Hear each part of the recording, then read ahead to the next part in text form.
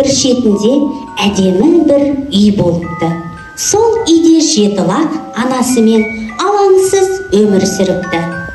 Бір күні ешкі мол азығы келмек болып, лақтарын шақырып, бар ақылын айтыпты.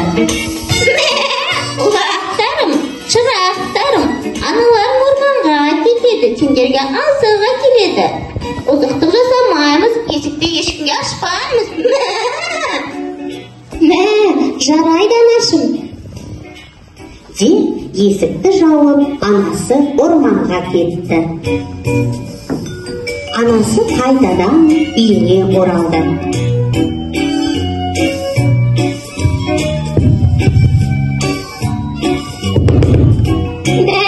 Кім бұл?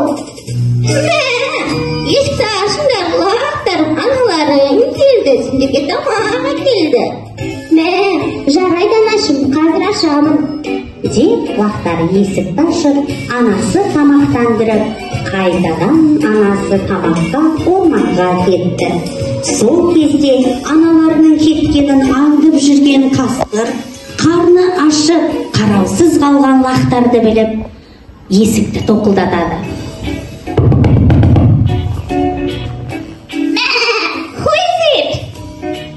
Open the door, I am mother. I bring milk and food.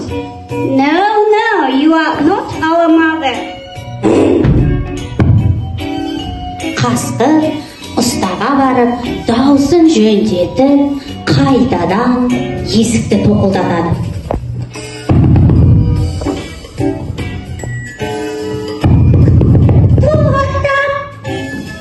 Откройте дверь, я ваша мама. Я вам принесла молоко и еда. Дейді қасқыр. Сол кезде лақтар алданы есікті ашып жібереді.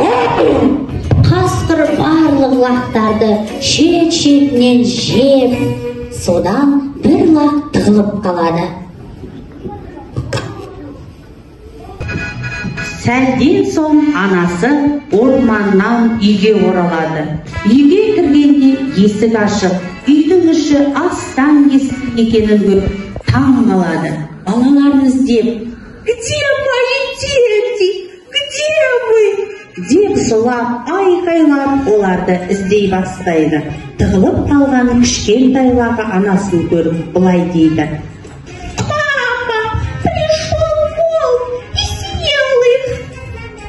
Ешкі мен лағы қасқырды іздеп орманға кетеді.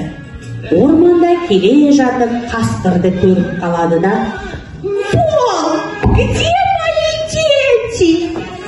деп ешкіден сұрайды.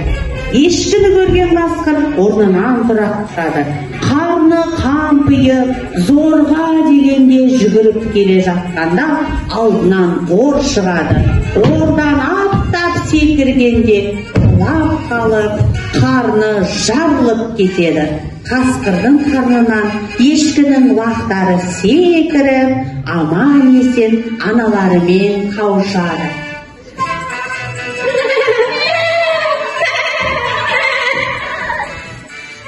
Содан ешкі мен лақтары аман есен қалып, бақытты ғұмыр кешеді.